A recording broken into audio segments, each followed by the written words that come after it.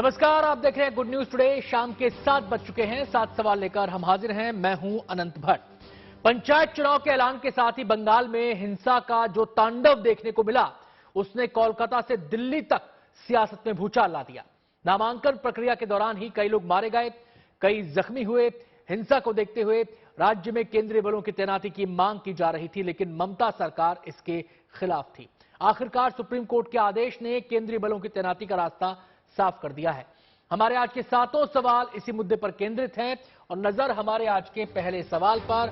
हमारा सवाल है, बंगाल के हालात पर सुप्रीम कोर्ट का फैसला ममता सरकार के लिए कितना बड़ा झटका है।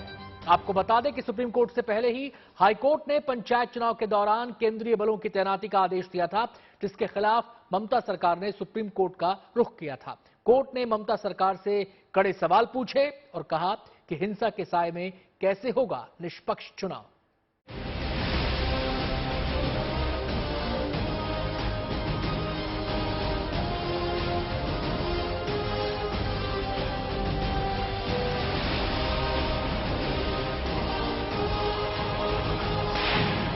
पश्चिम बंगाल में पंचायत चुनाव की प्रक्रिया की शुरुआत के साथ ही हिंसा का ऐसा मंजर देखने को मिला कि जिससे राज्य में निष्पक्ष चुनाव की उम्मीद धूमिल होने लगी थी। इसके बाद ये मामला हाई कोर्ट होते हुए सुप्रीम कोर्ट पहुंचा और आज सुप्रीम कोर्ट ने इस मामले में अहम फैसला देते पश्चिम बंगाल में केंद्रीय बलों की तैनाती के फैसले को जायज ठहराया है। पिछले करीब 2 हफ्ते में नामांकन और चुनाव प्रचार के दौरान पुलिस के सामने बमों के धमाके होते रहे, उपद्रवी सड़कों पर लाठियां और हथियार लहराते रहे और पुलिस हाथ बांधे पूरे हंगामे पर लगाम लगाने में लाचार दिखी। राज्य सरकार के हिंसा पर लगाम लगाने में नाकाम रहने के बाद मामला हाईकोर्ट पहुंचा था और 13 जून को कलकत्ता हाईकोर्ट ने आदेश दिया था कि पश्चिम बंगाल में 48 घंटों के अंदर केंद्रीय सुरक्षा बलों की तैनाती की जाए।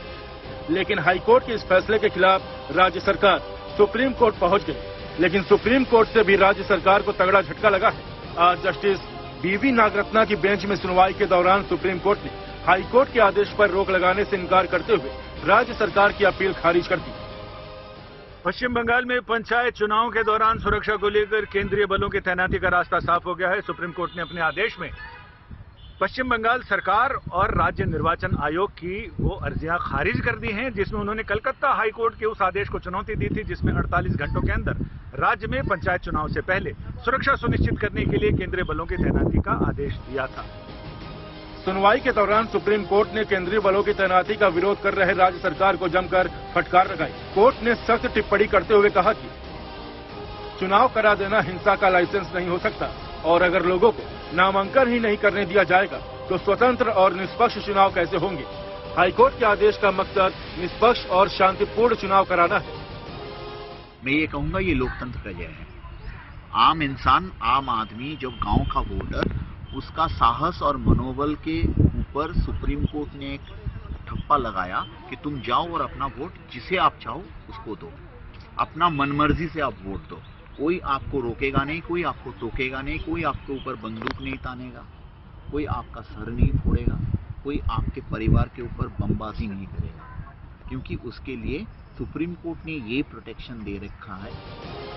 राज्य सरकार की तरफ से दलील दी गई थी कि राज्य सरकार दूसरे राज्यों से पुलिस बलों को मंगा रही है, लिहाजा केंद्रीय बलों की राज्य में जरूरत नहीं है। लेकिन सुप्रीम कोर्ट ने राज्य सरकार की दलीलों को खारिज कर दिया। राज्य सरकार की ओर से कहा गया कि 2013 में जब हालात खराब थे, उस समय 2018 में खुद राज्य सरकार ने केंद्रीय सुरक्षा बलों की मांग की थी, लेकिन अभी हालात बिल्कुल अलग हैं। लेकिन सुप्रीम कोर्ट ने इन दलीलों से इत्तेफाक नहीं जताया। राज्य निर्वाचन आयोग का यह कहना था कि वो राज्य सरकार के साथ इस मामले में विचार विमर्श कर रहा था, सुरक्षा बलों को लेकर, सुरक्षा की तैनाती को लेकर, पुलिस बल तैनाती को लेकर। ऐसे में कलकत्ता हाई कोर्ट ने बिना उनका पक्ष पूरी तरह से जाने हुए एक आदेश पारित किया है, जिसमें 48 घंटों में केंद्रीय सुरक्षा बलों को लाने का निर्देश दिया गया है। अदालत के इस फैसले का राज्य में विपक्षी दल बीजेपी ने स्वागत करते हुए कहा है कि इस फैसले से राज्य में निष्पक्ष चुनाव होने की उम्मीदें बढ़ गई, जबकि तृणमूल कांग्रेस ने सुप्रीम कोर्ट के फैसले पर निराशा जताते हुए कहा है कि केंद्रीय बल हिंसा कंट्रोल करने की गारंटी नहीं है। ये सुप्रीम कोर्ट का ये जो राय आया है, वर्डिक्ट आया है, हम इसकी वेलकम करते हैं, सराहना करते हैं। और एक दिन पहले ही मैंने बोला था कि ममता बनर्जी ने एक थप्पड़ अपने एक गाल में खाया कलकत्ता हाईकोर्ट से, दूसरा थप्पड़ दूसरा गाल में सुप्रीम कोर्ट से उनको मिलेगा और वो मिला है आज, इसके लिए उनको मुबारक। Central forces do not understand the language of the state. They create confusion, they are confused themselves. That is why during last Vidhan Sabha elections, the central forces shot dead 4 people in Shitolkuchi of Kuch Bihar. अदालत ने अपनी तरफ से निष्पक्ष चुनाव के लिए full proof आदेश दे दिया है। अब देखना यह है कि जब 8 जुलाई को पश्चिम बंगाल में 60,000 से अधिक पोलिंग बूथ पर जब वोट पड़ेंगे तो राज्य का माहौल कैसा होगा। Sanjay Sharma, Delhi, good news today. Bengal में चुनावी हिंसा कोई नई बात नहीं है। चुनाव दर चुनाव ऐसे ही हालात बंगाल ने देखे हैं। बंगाल की सियासत का ये रक्त चरित्र इस बार भी पंचायत चुनाव में देखने को मिला। जैसे ही नामांकन की प्रक्रिया शुरू हुई, बंगाल हिंसा की आग में झुलसने लगा। हमारा दूसरा सवाल अब आपके सामने है और हमारा सवाल है, पंचायत चुनाव में केंद्रीय बलों की तैनाती का मुद्दा क्यों गरमाया हुआ है। बंगाल में बम धमाकों के बीच राजनीतिक कार्यकर्ताओं की हत्या होने लगी, पुलिस की मौजूदगी में बम बरसने लगे। तमाम दावों के बावजूद पुलिस हिंसा रोकने में नाकाम साबित हुई। कल रात भी मालदा में प्रचार के दौरान 2 पक्षों के बीच झड़प हो गई।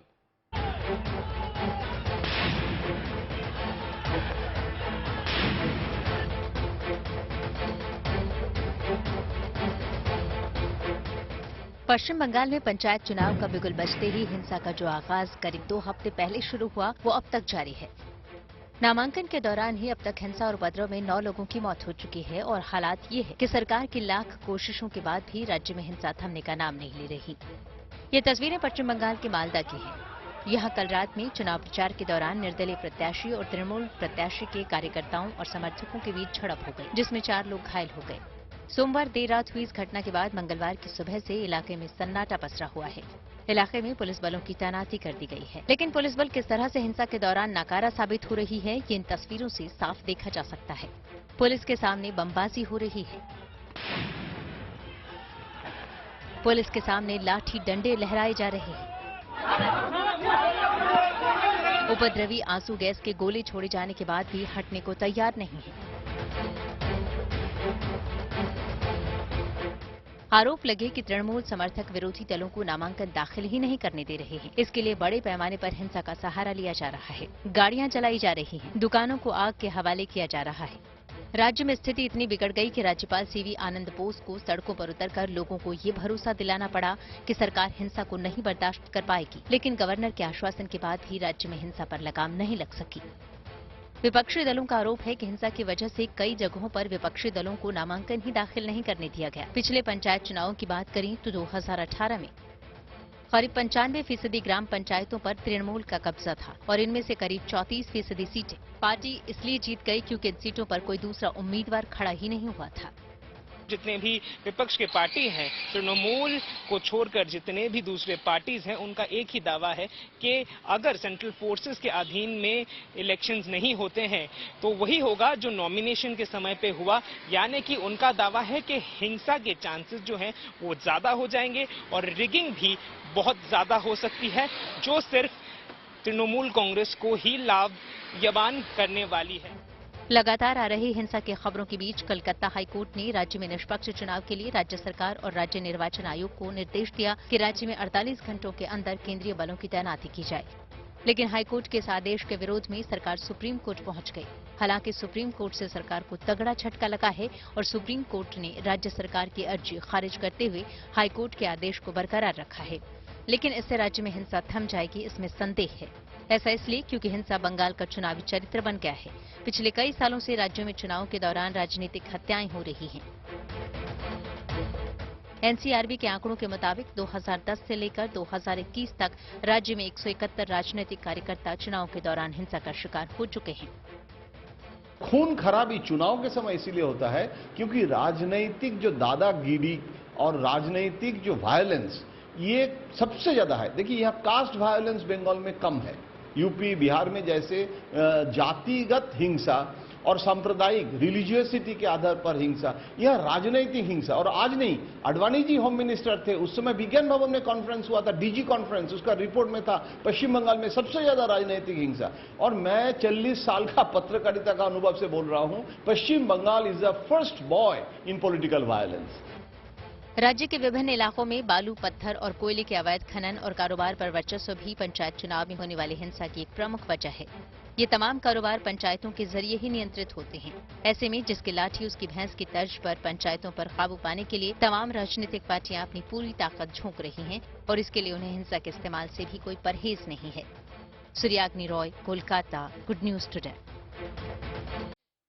बंगाल में हिंसा को लेकर खूब सियासत हो रही है। ऐसा नहीं कि हिंसा विरोधी पार्टियों के बीच ही हो रही है, एक पार्टी के कार्यकर्ता भी आपस में भिड़ रहे हैं और सिलसिला किसी एक इलाके तक सीमित नहीं है। एक के बाद एक कई जिले इसकी चपेट में आ चुके हैं। हमारा तीसरा सवाल ये रहा आपके सामने और हमारा सवाल है, क्या बंगाल में हालात ऐसे हैं कि बिना केंद्रीय बलों के चुनाव कराना मुश्किल है? इस बारे में विस्तार से बता रहे हैं हमारे संवाददाता सूर्याग्नि रॉय। ममता बनर्जी की सरकार और तृणमूल कांग्रेस का ये दावा है कि राज्य में कुछ कुछ जगहों पे हिंसा देखी गई थी और वो भी इल्जाम जो है वो ऑपोजिशन की तरफ वो ढकेल रही हैं। लेकिन तृणमूल का दावा है और राज्य सरकार का भी दावा है कि पूरे राज्य में हिंसा की घटना नहीं घटी। 4-5 ऐसे जगहें हैं जहां पे ऐसी घटनाएं घटी।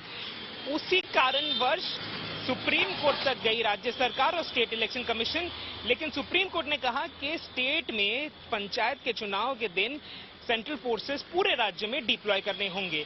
ऑपोजिशन का दावा है कि सेंट्रल फोर्सेस अगर नॉमिनेशन के टाइम पर भी रहते तो शायद जितना वायलेंस हम लोगों ने देखा वो ना होता। और उनका दावा है कि नॉमिनेशन के बाद जो घटनाएं घटी वो इलेक्शन डे पे ताकि ना घटे, स्टेट गवर्नमेंट को और जितने भी लोग, जितने भी इन सेंट्रल फोर्सेस के टॉप बॉसेस हैं, उनको ये रिस्पॉन्सिबिलिटी लेनी होगी कि वो एक्टिवली काम करें और ना कि चुपचाप बैठे रहे। हिंसा को देखते हुए विरोधी दल लगातार ममता सरकार और बंगाल पुलिस पर तीखे हमले बोल रहे हैं। विरोधी लगातार आशंका जता रहे थे कि हिंसा के साए में निष्पक्ष चुनाव मुमकिन नहीं। ऐसे में विरोधी राज्य में केंद्रीय बलों की तैनाती की मांग कर रहे थे। हमारा चौथा सवाल इसी से जुड़ा है और हमारा सवाल है, सुप्रीम कोर्ट के फैसले पर क्यों सुलग रहे हैं सियासी शोले? आइए देखते हैं सुप्रीम कोर्ट के फैसले पर सियासत का रुख क्या है। देखिए, हमारा तो डे वन से मानना है कि जो कुछ बंगाल में हो रहा है वो कोई स्वतः स्फूर्त हिंसा नहीं है, वो एक प्रायोजित नियोजित हिंसा है और यह वर्तमान चुनाव में नहीं, पूर्ववर्ती चुनावों में दिखाई पड़ चुकी है। मुझे याद है शायद पिछले पंचायत चुनाव में 14 या 15 लोगों को अपनी जान गंवानी पड़ी थी। यदि इतनी भीषण हिंसा दिखाई पड़ रही है और उसके बाद कोई सरकार यह कहे कि उसे सिक्योरिटी फोर्सेस नहीं चाहिए, तो मुझे लगता है इससे यह दिखाई पड़ जाता है कि वो किस सीमा तक जाके हिंसा और लोगों की जान की कीमत पर जाकर अपनी राजनीति की रोटी सेकना चाहते हैं। तृणमूल कांग्रेस का यह चरित्र सामने दिखाई पड़ रहा है। Central forces do not understand the language of the state. They create confusion, they are confused themselves. That is why during last Vidhan Sabha elections, the central forces shot dead 4 people in Shitolkuchi of Kuch Bihar. So this will create problems, but since Supreme Court has given a verdict, there is nothing we can do. किसी भी राज्य में कानून व्यवस्था राज्य सरकार के अधिकार क्षेत्र में आती है। राज्य में कानून का राज हो, कानून का इकबाल बुलंद करना हो, लोग बेखौफ होकर अपना जीवन जी सकें, यह सुनिश्चित करना राज्य सरकार और पुलिस का काम होता है। लेकिन पंचायत चुनाव में बंगाल में हुई हिंसा ने इन अवधारणाओं को ध्वस्त कर दिया है। हमारा पांचवां सवाल यह रहा आपके सामने और सवाल है, बंगाल के पंचायत चुनाव में राज्य सरकार हिंसा पर रोक क्यों नहीं लगा पा रही है? हालात यह है कि तमाम दावे धराशायी हो रहे हैं। मालदा में कल रात 2 गुट आपस में भिड़ गए। बंगाल में अब तक हुई हिंसा में जानमाल का भारी नुकसान हो चुका है।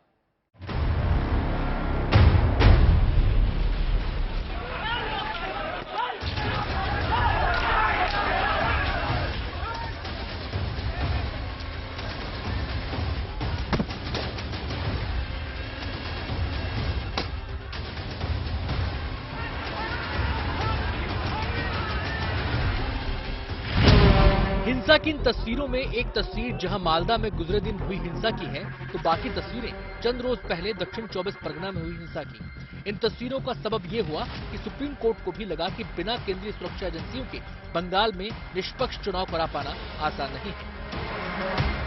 इन तस्वीरों के ब्यौरे में अगर जाएंगे तो जब से बंगाल में पंचायत चुनाव का ऐलान हुआ है, तब से बंगाल में न केवल सियासत सुलग रही है, बल्कि सियासी रंजिश भी, जिसका नतीजा है बंगाल हिंसा की चपेट में है। कभी कोई जिला।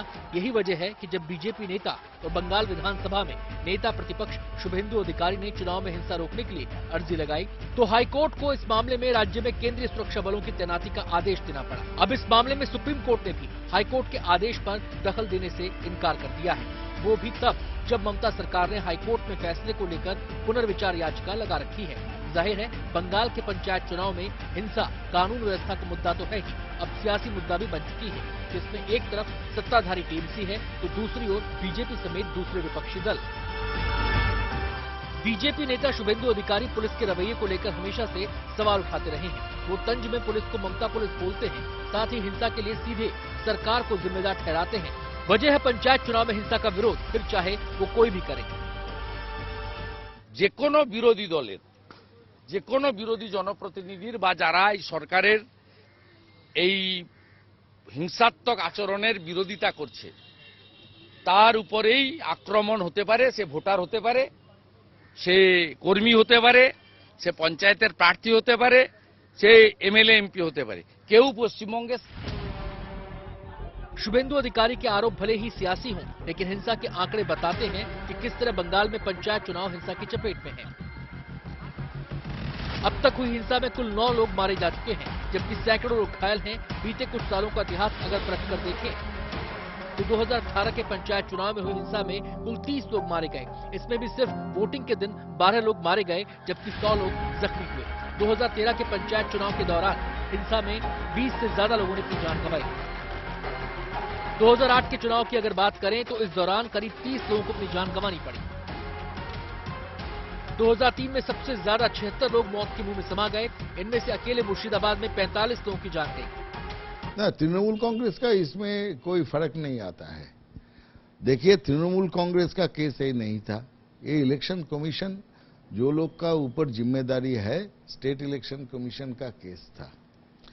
तृणमूल कांग्रेस के लिए चाहे सेंट्रल फोर्स हो, चाहे स्टेट का फोर्स हो, चाहे दूसरा स्टेट से फोर्स आए, कुछ फर्क नहीं होता है। क्योंकि आप लोग देखे हैं 2021 में जो विधानसभा का चुनाव हुआ था, वो चुनाव में नेशनल इलेक्शन कमीशन था और सेंट्रल फोर्स था, तो उसका रिजल्ट नतीजा क्या निकला। कुल मिलाकर इस बार कोर्ट के दखल के बाद जिस तरह केंद्रीय सुरक्षा बलों की तैनाती का रास्ता साफ हुआ है, उससे विपक्ष को ये लगता है कि हिंसा पर लगाम लगेगी, लेकिन असली तस्वीर 8 जुलाई को वोटिंग के दिन ही साफ हो पाएगी। Bureau report, good news today. Paschim Bengal में चुनावी हिंसा का इतिहास रहा है। पिछले कई सालों से यहां अलग अलग स्तरों पर होने वाले चुनाव के दौरान हिंसा का बोलबाला रहा है। चाहे पंचायत चुनाव हो, विधानसभा या लोकसभा के चुनाव, हिंसा यहां के चुनाव का चरित्र बनकर सामने आई है। यहां 2018 और 2013 के पंचायत चुनाव में भी कई जगहों पर हिंसा हुई थी, जिसमें कई लोगों की हत्या हो गई थी। इस बार भी अब तक 9 लोगों की मौत हो चुकी है। हमारा छठा सवाल ये रहा आपके सामने, और हमारा सवाल है, क्या हिंसा पश्चिम बंगाल चुनाव की पहचान बनती जा रही है? इसके बारे में विस्तार से बता रहे हैं हमारे संवाददाता सूर्याग्नि रॉय।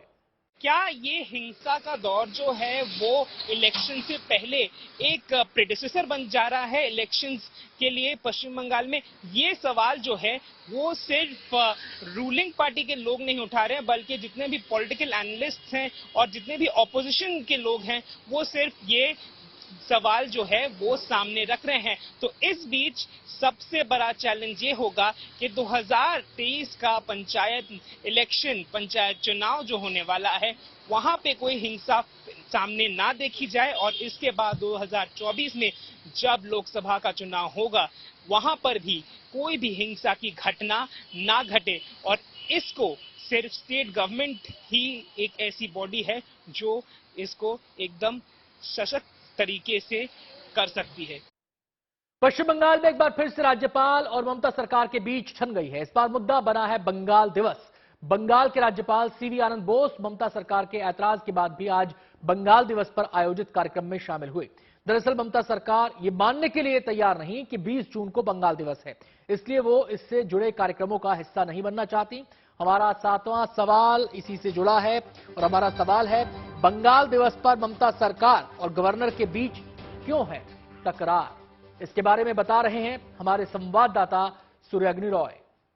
आज जब राजभवन में बंगाल डे या फिर स्टेटहुड डे को सेलिब्रेट किया गया, ममता बनर्जी ने गवर्नर को एक चिट्ठी लिखी और कहा कि इस दिन को सेलिब्रेट करने की कोई ज़रूरत नहीं, क्योंकि ये एक ऐसा दिन है जो बहुत दुख भरी जितने भी दास्तान हैं, जितने भी कहानियां हैं, वो फिर से सामने लाएगी। क्योंकि इसके बाद जब पार्टीशन हुआ तब पश्चिम बंगाल एक ऐसा जगह बना था जहां पे, और खास करके कोलकाता एक ऐसा जगह बना जहां पर भयंकर दंगे हुए, बहुत सारे लोगों की जान भी गई। कार्यक्रम में आज इतना ही। वक्त हो गया छोटे से ब्रेक का। जाना कहीं नहीं है, देखते रहिए गुड न्यूज टुडे। ब्रेक के बाद मेरे साथ फैक्ट चेक।